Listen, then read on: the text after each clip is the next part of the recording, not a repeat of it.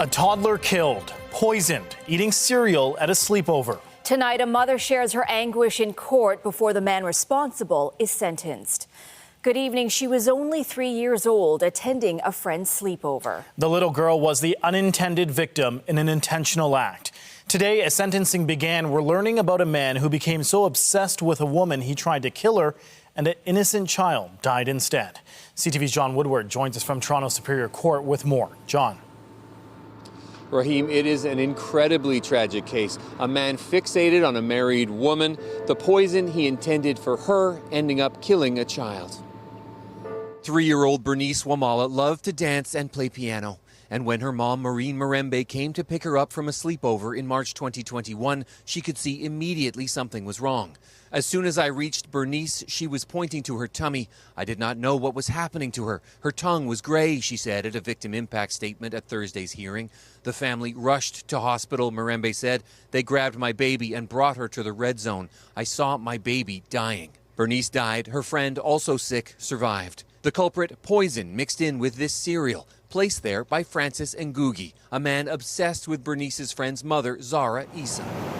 Court heard after his romantic advances were rejected, he grew more possessive and took toxic sodium nitrite from his job at a food processing company. He intended to kill Issa, but it was the children who ate the cereal the next morning. Ngugi pleaded guilty last month to second-degree murder and attempted murder. There are no words I can say to undo what I have done, Ngugi said in September.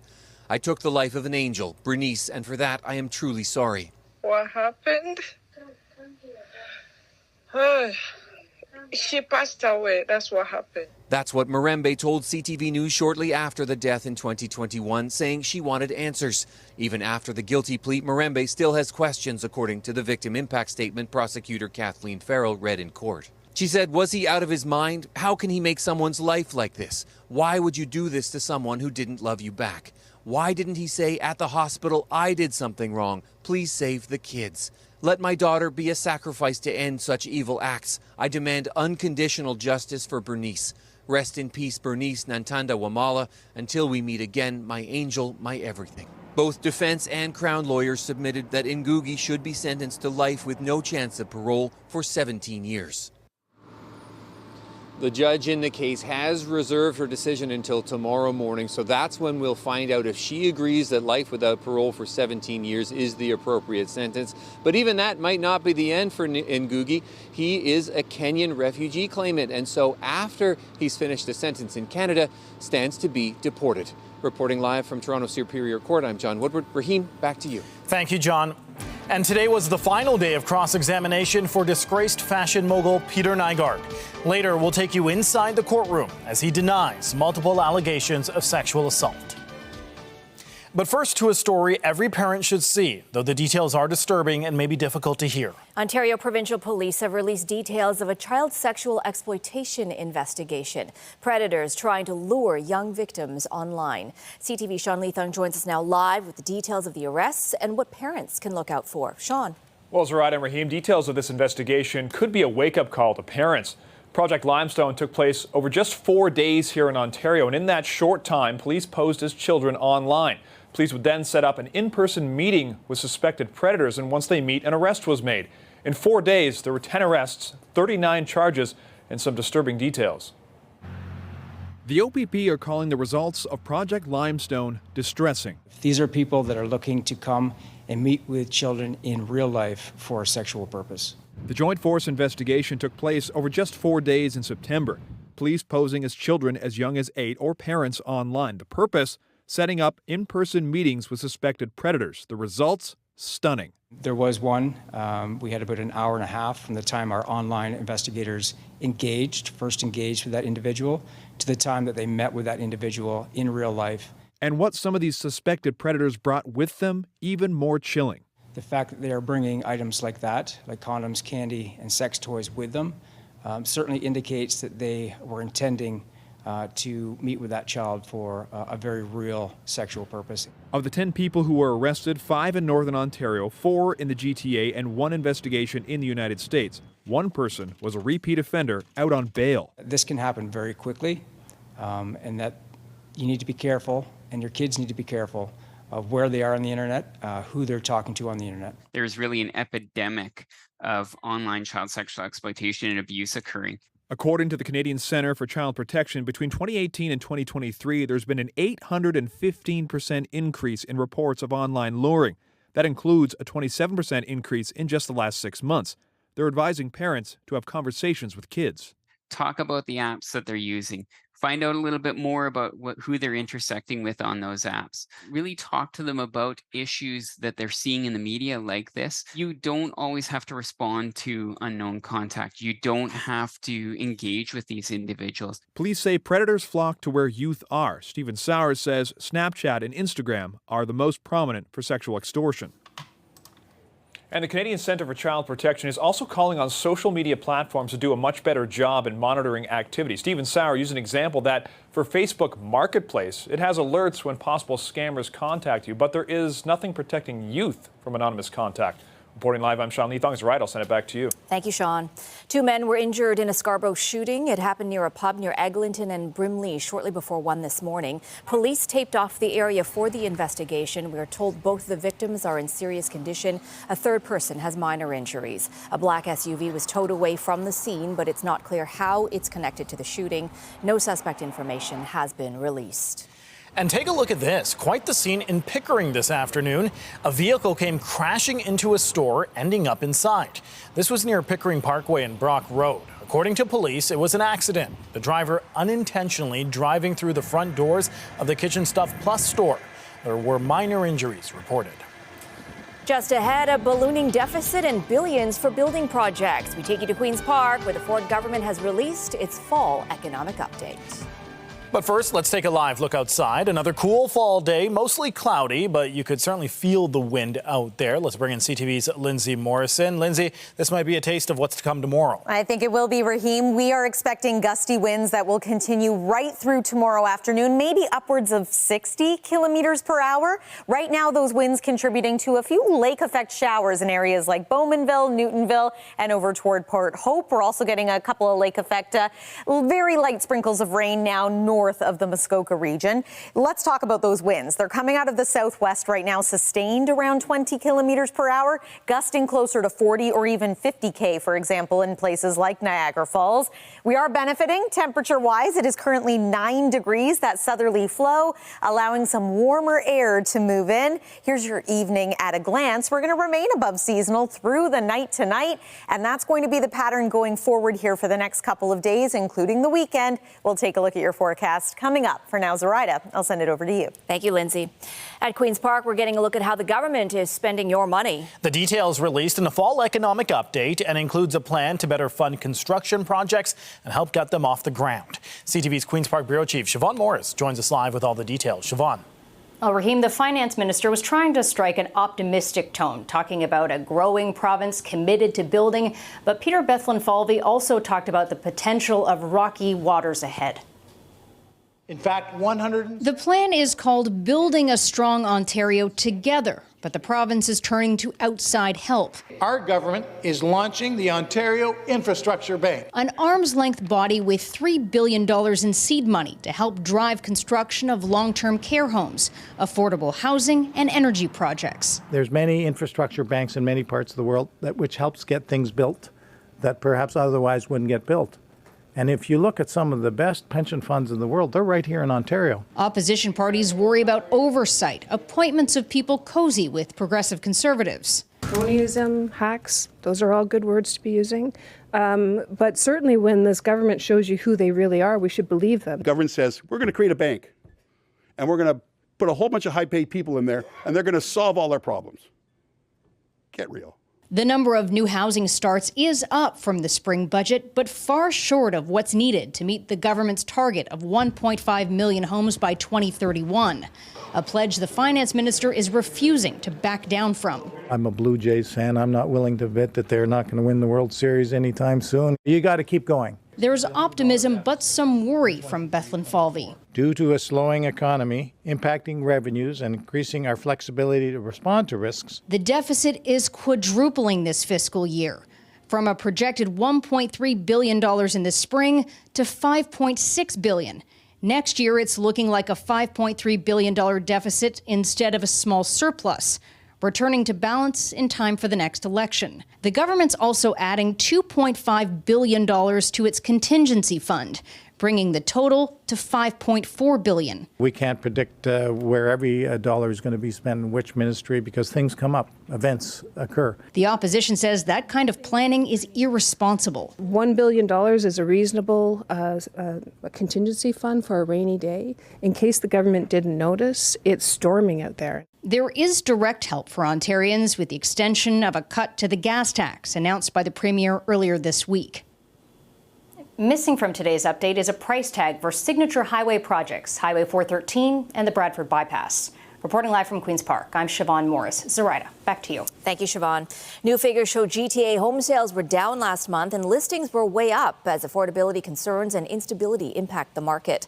The Toronto Regional Real Estate Board says around 4,600 homes were sold in October. That is down nearly 6% from a year ago. But take a look at this. A number of new listings was up 38% year over year to over 14,000. Treb says competition among buyers who were still interested pushed the average selling price up 3.5%. It now stands at $1.2 million. There was another push today for flu and COVID-19 shots. Toronto's mayor hoping people follow her example. I'll keep smiling. Olivia Chow, Toronto's medical officer of health and the Board of Health chair, were all vaccinated at Metro Hall this afternoon. It is one of 4 fixed-site clinics across the city. Toronto Public Health is encouraging everyone to ensure their vaccines are up to date ahead of what's expected to be a busy respiratory virus season. Both shots can be administered in a single appointment. There is growing unease this evening for patients and employees of 5 southwestern Ontario hospitals. The facilities, including Blue Water Health in Sarnia and Windsor Regional Hospital, were hit by a cyber attack last month. And it didn't just impact operations and delay appointments. It also saw the perpetrators access patient and employee data. Hospital officials say they chose not to pay a ransom for the data's return, and some of it was published today. They are now reviewing it to determine its contents. Cybersecurity experts and law enforcement are involved in the investigation. Meanwhile, the code orange status at the Ottawa Hospital's general campus has been lifted nearly a week after a fire broke out. The emergency department is now taking patients and is back to regular operations. A hydro vault caught fire last Friday, plunging several floors into darkness and forcing nearly 100 patients, including 17 babies in the neonatal intensive care unit, to be moved out of affected areas. Many surgeries, clinics and appointments at the hospital had to be rescheduled and led to longer wait times at other area hospitals. To a CTV News exclusive, 10 foreign-trained doctors working in Regina say they are the targets of racist discrimination by their superiors at Regina Regional Hospital. The actual work itself is good. It's just that the leadership, for whatever reason, have decided to be so racially discriminatory. And I, for one, don't think walking away is the answer to that. The doctors revealed the allegations to CTV's medical specialist Avis Favreau and have filed a complaint with the Saskatchewan Human Rights Commission. The physicians say the best shifts were routinely given to white doctors, while their own shifts were cut back, and they received no direct response after contacting the province about their case. The full story will air on CTV National News tonight. After several days on the stand, Peter Nygaard's testimony in his sexual assault trial is over. The former fashion mogul is accused of 5 counts of sexual assault and 1 count of forcible confinement. Closing arguments are expected to begin next week. But as CTV's John Musselman reports, Nygaard spent a final day facing cross-examination. Crown Prosecutor Neville Gowalla suggested today that Peter Nygaard has provided conflicting accounts of what he told police and what he has testified to at trial. One issue, the coded keypad lock that was installed in Nygaard's private bedroom retreat. The complainants testified they felt trapped inside that room and there was no easy way to get out. Crown, if you didn't know the code to the door, it would be difficult to get out. Isn't that correct? Nygaard, you only needed the code to get into the room, not get out of it. Crown, in October 2021, you told the detective the keypad was on the wall. Do you agree with that? Nygaard, yes, but my impression of that, we were talking about the reception door. There was a lot of mistakes made in that interview. Crown, by you? Nygaard, there are a series of memory problems there. I was just trying my best to answer his questions. The Crown played a section of Nygaard's police interview. In it, you can hear him tell the detective the coded lock was on the inside of the room. Nygaard denied suggestions he was lying, telling the jury he had nothing to hide. The complainants alleged they were lured to his fashion headquarters on Niagara Street with invitations of personal tours or job opportunities. Nygaard has pleaded not guilty to 5 counts of sexual assault and 1 count of forcible confinement. The Crown and the defense have now concluded calling any evidence. Closing arguments will take place next week. John Musselman, CTV News. A Senate committee is out with a first-of-its-kind report on the impacts of anti-Muslim hate across Canada. The evidence is clear. Islamophobia is an acute threat to Canadian Muslims, and urgent action is needed. The Senate report called for more education and new ways to address Islamophobic hate crimes. It also called for a review of federal tax and security policies using the lens of intersectional Islamophobia. The effort was launched in the wake of incidents like the Quebec mosque shooting, which killed 6 people in 2017, and the killing of 4 members of the Afzal family in London in 2021. Also in Ottawa, that long-demanded public inquiry into foreign interference is now getting underway in earnest. Justice Marie Ogg began her mandate as commissioner of the inquiry back in September. She is tasked with looking into alleged interference in Canada's democracy by China, Russia, and other foreign actors. The justice now says the inquiry will play out in 2 parts. The first will focus on any past potential interference and its potential impact on the 2019 and 2021 federal elections. The second phase will dig into the federal government's capacity to detect and counter foreign interference. Justice Ogg says more details will be shared next week. A group of faith-based leaders are calling out governments to support refugees in the city. Together, they dropped off a letter at Deputy Prime Minister Chrystia Freeland's office. They've also emailed copies to municipal, provincial and federal leaders, asking them to provide an adequate welcome to African asylum seekers. For months now, some have been forced to sleep on the streets and in church basements due to a lack of shelter space. And we are requesting an urgent meeting with the Deputy Prime Minister and the Minister for Immigration, Refugee and Citizenship to discuss a humanitarian solution before winter claims the lives of any of our Black brothers and sisters sheltering in the alleyways of our city. I refuse to accept that there is no space in Canada.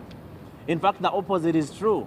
There's a lot of space, but we are talking about a matter of disproportionality. Recently, the city said it planned to ask the federal government to turn its armories into makeshift shelters. Immigration Minister Mark Miller weighed in on that idea this afternoon. Not against the concept, but again, acknowledge the call by faith leaders who shouldn't have had this on their shoulders in the first place. But I know their hearts are in it, so they should know that we are working with the government of Ontario and Mayor Chow in particular to provide some short-term solutions that are a little more dignified than just having people in armories. Mark Miller said different levels of government need to get better at coordinating how new arrivals are welcomed to the country, especially as more people around the globe are displaced. Turning now to the latest in the Middle East conflict, the reported death toll in Gaza has now surpassed 9,000, as Israel says its fight against Hamas is proceeding as planned. This comes as Canadian citizens face ongoing challenges getting out of the war zone. CTV's Adrian Gobriel has the latest. Bags packed and fleeing for safety. For a second straight day, 4 nationals were given passage out of Gaza and into Egypt. For a second straight day, hundreds of Canadians were unable to cross the border. And that makes us feel like we're second-class citizens. For Canadians with family and friends stuck in Gaza, each day is filled with the worry of what could happen to their loved ones. It is not safe. We want our family members out. We want the Canadians out. The risk to people caught in this conflict grows more dire with each passing hour. Israel's Defense Force launching yet another deadly airstrike today on this densely populated refugee camp in Gaza. According to eyewitnesses on the ground, a United Nations-sponsored school housing refugees was hit.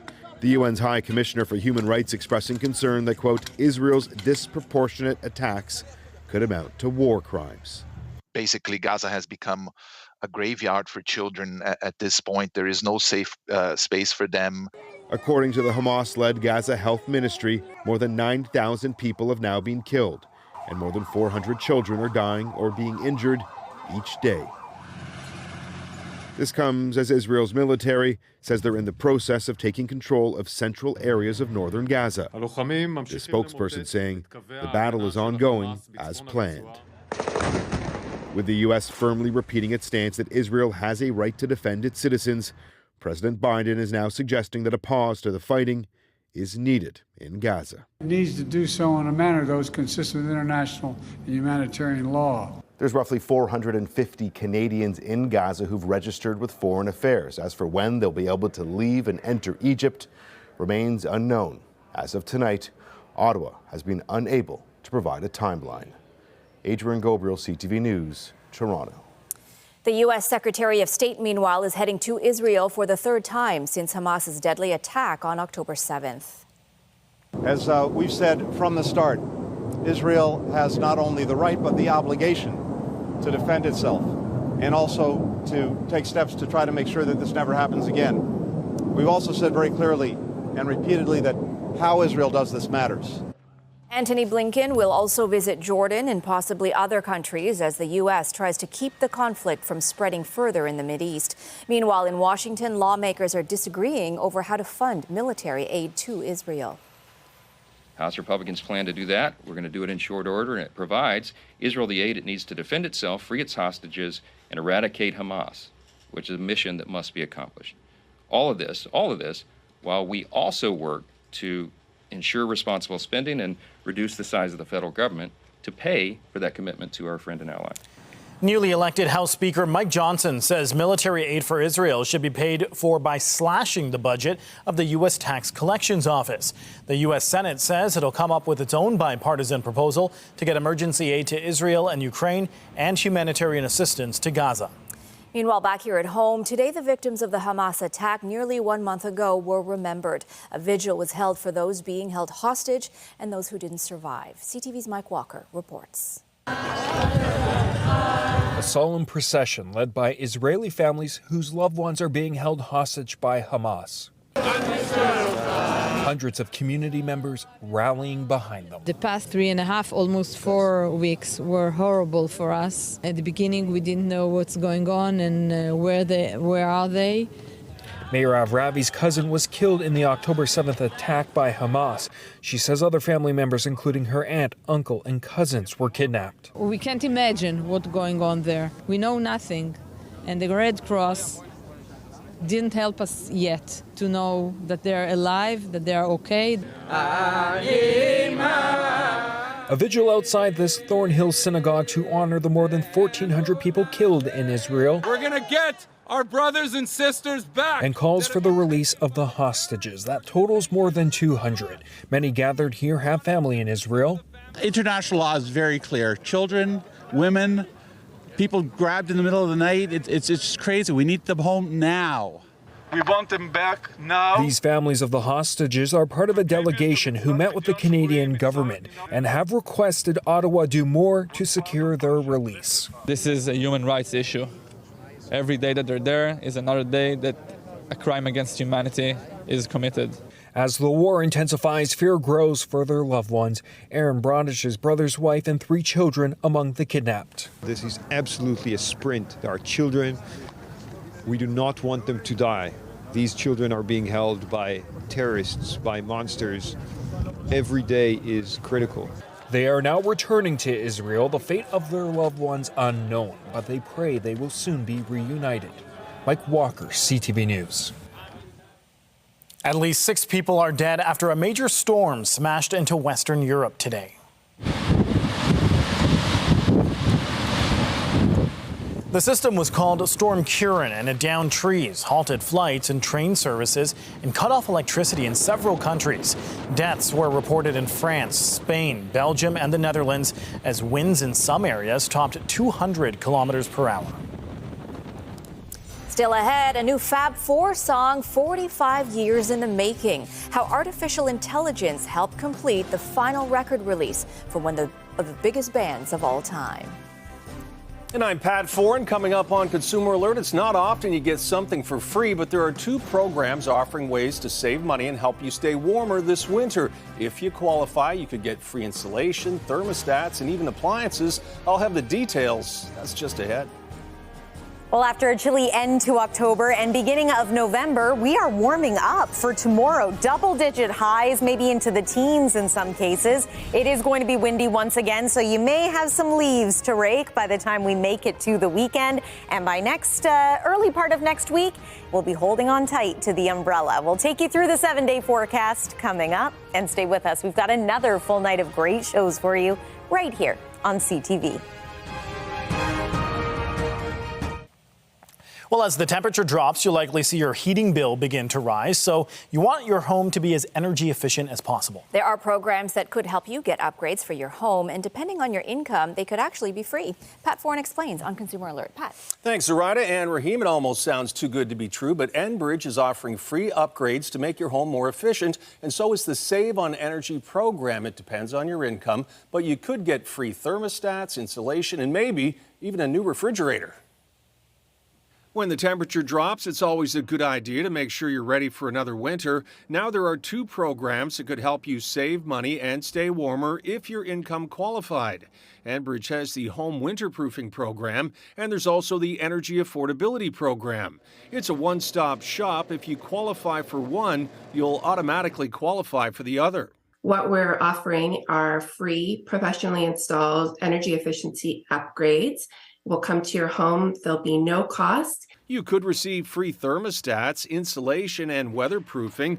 Once you apply, your home will be assessed to see what upgrades you may be allowed. There will be an energy assessor that comes to the home, and they will look up in your attic. They'll look at your appliances. More than 200,000 homeowners have already had free upgrades, and it's estimated another 376,000 are eligible for the winterproofing program, and almost 1.7 million for the energy affordability program.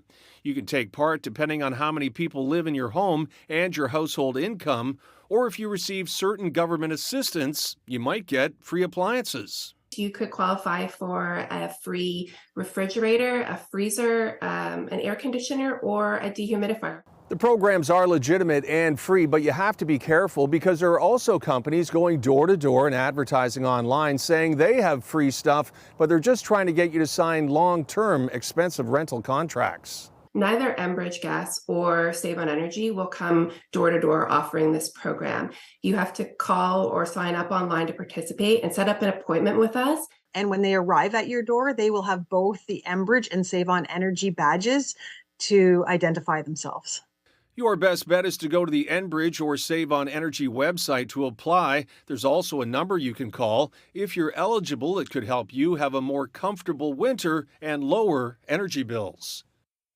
And even if you don't qualify for the free upgrades, it may be worth doing them yourself. Checking for leaks, adding insulation, and a smart thermostat could save you hundreds of dollars a year. Now is also a good time to check and maybe change your furnace filter. On your side, I'm Pat Foran.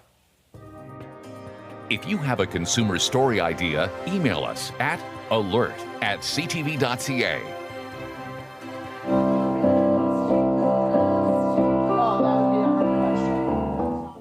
'Tis the season. In case you missed it at noon, we got a sneak peek at Santa's Secret Workshop today, filled with floats and costumes ahead of the 119th annual Original Santa Claus Parade. And the big man himself was on hand to tell us just how excited he is to return to the streets of Toronto this year. This is the most excited I get every year. I can't sleep. After one parade's over, I'm looking forward to the next one. This one's going to be, I think, the best. We can expect fantastic floats, marching bands, amazing performances. It's going to be a great day for the family and friends and everyone to come together as a community. And there's a new route this year. The parade begins at Christie Pitts and Bloor, and then it turns south on Spadina, traveling along Harvard and around Queen's Park Crescent. You can watch the parade on Sunday, November 26th at 12:30 p.m. I can't believe how quickly it's come. I'm still eating my leftover Halloween candy, and then we're talking Christmas. No kidding. It comes just like that, and we're hoping for some nice weather, not just for the parade, but also for the weekend ahead. I mean, that would be great. I think we're going to get some nice weather in the form of mild temperatures. It just comes at a cost. It's going to be very windy, especially into the day tomorrow. We're talking gusts of around 60 kilometers per hour. So if you still have your Halloween decorations out, they might be blowing around out there over the next day or so. If you've already moved on to Christmas decorations, well, it's not exactly going to feel like the season this weekend. Weather is brought to you by Train, the most reliable heating and cooling brand.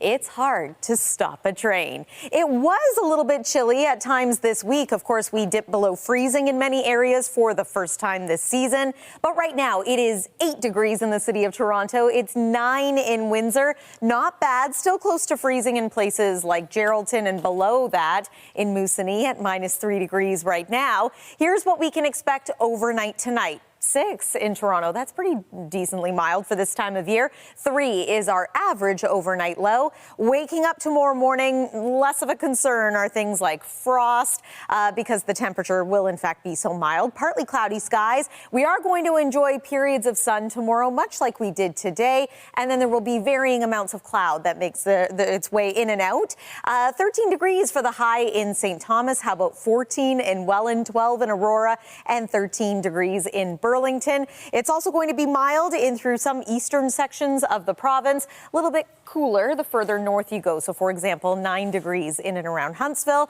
with just a chance of a shower. And we're seeing some of those lake effect showers still off of Georgian Bay, off of Lake Erie, and even off of Lake Ontario. And again, this has a lot to do with the direction of the winds. They've been coming out of the southwest today. They will be again tomorrow. And then we've got a front that's going to swing through for tomorrow night. So here's how the forecast radar plays out. There's tomorrow morning, enjoying some sun. Increase in cloud cover expected by the end of the day. Perhaps a few showers overnight and into Saturday morning. We're going to clear quite nicely as we make our way into Saturday afternoon. There will be some sun, for example. Heading into Sunday, we do see an elevated chance of maybe a few showers. It is still going to be quite warm, as we mentioned. 13 degrees for the high Friday, Saturday, and maybe Sunday as well. But then we're getting into wet weather for the early part of next week. Looks like showers at this point Monday through to Wednesday, maybe a few flurries by Thursday. That's your look at the forecast. Raheem, I'll send it over to you. Thanks, Lindsay. A member of the Toronto Police Mounted Unit had a rough ride on Halloween night. A video posted to social media shows 2 police horses trotting down Snooker Street in Liberty Village, but only one had a rider in the saddle. A few seconds later, a second police officer is seen chasing after one of the animals. Police say the incident happened the evening of October 31st when the horse got away from the officer when they were about to mount it. The animal was secured quickly and no one was hurt. While Taylor Swift fans who were feeling some bad blood by the pop star's blank space on her Eras tour, well, they can shake it off. The pop star has announced more Canadian concert dates. We'll tell you where and when after the break. It was an exciting day for Beatles fans around the world. More than 50 years after the band split, they have released a new song. And believe it or not, all 4 Beatles are featured on the track with the help of artificial intelligence. CTV's Vanessa Lee has the story. Ahead of its highly anticipated release, the Beatles shared this short film looking at the making of Now and Then. I was talking to Yoko, and she said, I think I've got a tape of John. John Lennon recorded the demo in the late 70s. After he was killed, his wife Yoko Ono gave the tape to his former bandmates. Let's say I had a chance to ask John, hey John, would you like us to finish this last song of yours? I'm telling you, I know the answer would have been, yeah, he would have loved that. And if I make it through. Artificial intelligence helped isolate Lennon's vocals and guitar work from George Harrison, who died from lung cancer in 2001. Fans from around the world who never fathomed their favorite band would drop a new track half a century after they broke up are taking in every beat. How do you feel listening to it? Emotional, nostalgic. I feel like I'm 12 years old, I guess, when I discovered the Beatles for the first time. Since then, they have been ingrained in Mathieu Lacourse's life. The sound engineer named his studio after Hey Bulldog. And this is Ringo. I thought that these were the best songs I've ever heard. I was hooked on the technologies they used, the harmonies, and how inventive they were. It's being billed as the Fab Four's last collaborative effort.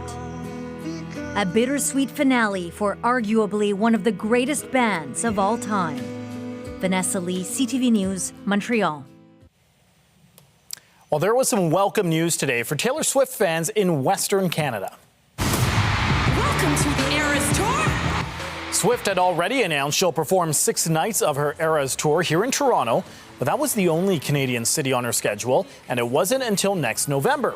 Now it's been revealed she'll take the show to Vancouver for 3 nights in December 2024. Those tickets go on sale a week from today. Also today, punk rock band Green Day announced a massive 27-date stadium tour with stops in Toronto and Montreal. The band is touring with Smashing Pumpkins and will be in Toronto on August 1st and then travel to Montreal on August 3rd. Ticket pre-sales start next Wednesday. Barbara Walters' $8 million estate is on display ahead of a live auction next week. The collection includes American art, jewelry, furniture, clothes, and decor. Among the highlights is a 14-carat diamond ring worth more than $800,000 and 3 pairs of earrings designed especially for Walters. The auction goes live on Monday. The official trailer is out for Ryan Gosling's next film, billed as a love letter to action movies and stunt performers. Why me? You're a stuntman. Nobody's going to notice you. That's your job. No offense. I mean, some taking. Starring alongside, also featuring Hannah Waddingham, Emily Blunt, and several other familiar faces, Fall Guy has Gosling play a former stunt performer called to the rescue after an action star goes missing. The movie is out in March. Stars Tonight is brought to you by Lastman's Bad Boy. Who's better? Nobody. Just ahead, paying the price for a piddly tip, DoorDash warning customers to pay up or it could be a long wait for your dinner delivery. Tomorrow on CP24 Breakfast. We kick off the countdown to Diwali with a feast for the senses, all the food, fashion, and music in the Festival of Lights. CP24 Breakfast up first at 5:30.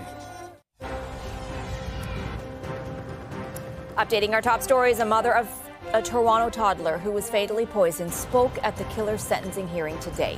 The man responsible, Francis Ngugi, was targeting a woman who had rebuffed his romantic pursuits back in 2021. But instead, it was 3-year-old Bernice Wamala who ate the laced cereal and died. Ngugi is facing a life sentence with no chance of parole for 17 years. You need to be careful, and your kids need to be careful of where they are on the internet, who they're talking to on the internet. Disturbing revelations from a joint OPP investigation into child luring were released today. A total of 39 charges have been laid and 10 men arrested, one of them a repeat offender who was out on bail. The investigation took place over 4 days in September, with police posing as children online to set up in-person meetings with predators. Our government is launching the Ontario Infrastructure Bank. And we're getting a look at how the provincial government plans to spend your tax dollars. The details released in today's fall economic update includes a plan to better fund construction projects to the tune of $3 billion. Meanwhile, the number of new housing starts is up from the spring budget, but far short of what's needed to meet the government's target of 1.5 million homes by 2031. Remember to keep up to date day and night through our website, ctvnewstoronto.ca, and by downloading the CTV News app. And if you have a news tip, photos, or video of breaking news, let us know. In business news, Canada's benchmark stock index posted the biggest one-day gain in almost a year, as some better-than-expected corporate results impressed investors. BNN Bloomberg's Jacqueline Hansen with the details. One big mover in particular today was Canadian e-commerce platform Shopify. Its shares jumped more than 21% after the company reported better than expected sales and profit in its latest quarter. The e-commerce platform for online stores said sales jumped by 25% and its profit margins improved as it cut down on expenses. Earlier this year, Shopify announced it would cut 20% of its workforce. It also sold off the logistics part of its business. Bloomberg intelligence analysts say Shopify's latest results show that moving away from logistics was a sound strategic move. Let's take a look at some of the closing market numbers for today. The Canadian dollar is trading higher 2/3 of a cent to almost 73 cents U.S. West Texas Intermediate oil gained $2 to about $82 U.S. a barrel. And Western Canadian Select declined just 37 cents to a touch below $55 U.S. a barrel. As for stock markets, the TSX jumped 547 points to end the day at 19,626.34. That is the latest in business. I'm Jacqueline Hansen of B&M Bloomberg. The parent company of Canada's Wonderland is merging with another amusement park operator. Cedar Fair and Six Flags are joining to create a bigger conglomerate with operations spread across 17 U.S. states and 3 countries. The deal is expected to lower some costs as amusement parks struggle to raise attendance levels post-pandemic. A planned hike on dairy prices is now being delayed. The Canadian Dairy Commission is pushing back a scheduled increase to the farm gate price of milk to May rather than February. The increase translates to a little more than 1 cent per litre.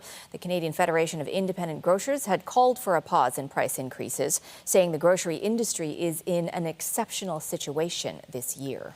Meanwhile, how much do you tip when you order food online? If the answer is nothing, you could soon get a pop-up warning from DoorDash.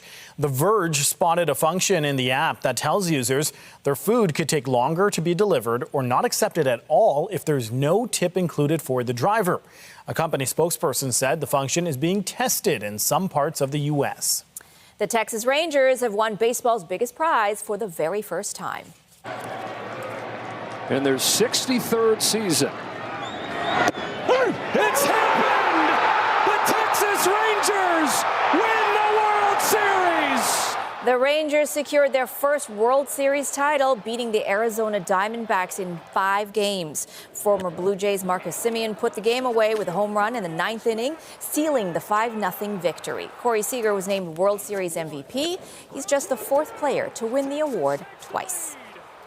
What this team did and how we competed and all the guys in there rallying, we don't really have one leader. That whole clubhouse is a leadership. They're all professionals in there, and we all knew we had a job and a task at hand, and we competed and we did it. It's pretty cool. And the Rangers were true road warriors during their playoff run, winning all 11 games away from home.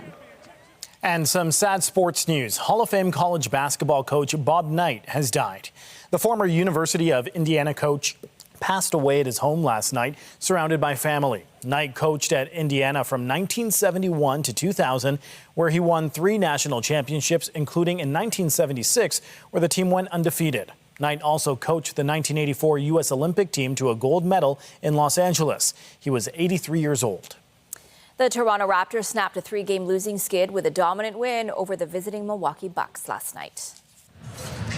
You lose a half step collectively, trouble. Dick with the dunk. Pascal Siakam scored a game-high 26 points to help the Raps down the Bucks 130-111. The Raptors are back in action tonight in Philadelphia to play the 76ers. Winds it across to Tavares. Portuguese shoots, scores! And the Leafs will look to get back on track when they visit the Boston Bruins tonight. Toronto has lost their last 2 games, while the Bruins are off to a blistering start, winning 8 of their first 9 games. Puck drop set for 7:30 p.m. Well, there's nothing sheepish about this GO train passenger. While she didn't arrive in a Lamborghini, we'll explain why Kay the Sheep was at Union Station and how you can see her in person. Tonight, a Canadian hospital faces allegations of racism. It was quite brazen. The human rights complaint and the calls for change as Canada confronts a critical doctor shortage. Later on CTV National News. And a reminder, the CTV News at 6 podcast is available as a download every weeknight. And a special hello to those of you listening to the newscast live on News Talk 1010. Well, the start of November also means the return of some beloved seasonal attractions like the Royal Agricultural Winter Fair. Organizers today got the word out about the event by bringing a special guest to Union Station. Kay the sheep took the GO train today from Scarborough GO into Union. She wasn't just trying to avoid traffic on the highways. The Pole Dorset sheep is actually the royal ambassador for this year's fair. It is the world's largest combined indoor agricultural and equestrian show. Organizers say there will be a lot to check out in the coming days as the event gets underway. Tomorrow we have the official butter tart competition taking place on opening day on the fair floor, which is the first time that's ever happened. And fair goers can actually sample champion butter tarts, which is incredible. The Royal Horse Show also kicks off tomorrow night. The 101st edition of the Royal Agricultural Winter Fair runs tomorrow through to November 12th at Exhibition Place. You can find more details at royalfair.org. Always a fun place to go. Yeah, it's going to be a good time. Yeah. And we're in for a pretty pleasant day tomorrow. I know it's going to be windy, but good temperatures. Yeah, it'll be comfortable for spending some time outside. The last thing we need, what we often get in November is the windy weather coupled with very cold temperatures. So I think many of us will take this. Overnight tonight, we are warmer than normal. 6 is our forecast low. Above seasonal, 3 degrees is the seasonal average. And then here's your school day forecast for tomorrow. Varying amounts of sun and cloud. Overall, not a bad day. We've been bundling up pretty early in the mornings this week. But by tomorrow afternoon, you don't really need the gloves or the hat. 7-day forecast looks like this. It includes your weekend forecast. Early next week, we have some showers moving in for Monday, Tuesday. A reminder that we fall back this weekend. Clocks go back 1 hour at 2 a.m. on Sunday, signaling the end of daylight saving time. Raheem and Zoraida. Thank you, Lindsay, and be sure to join Omar Sachedina tonight at 11 for CTV National News, followed by our next local newscast at 11:30. In the meantime, our coverage continues anytime on CP24 and online at ctvnewstoronto.ca. For Lindsay Morrison and all of us here at CTV News, thank you for watching. Have a good night. We'll see you at 11:30.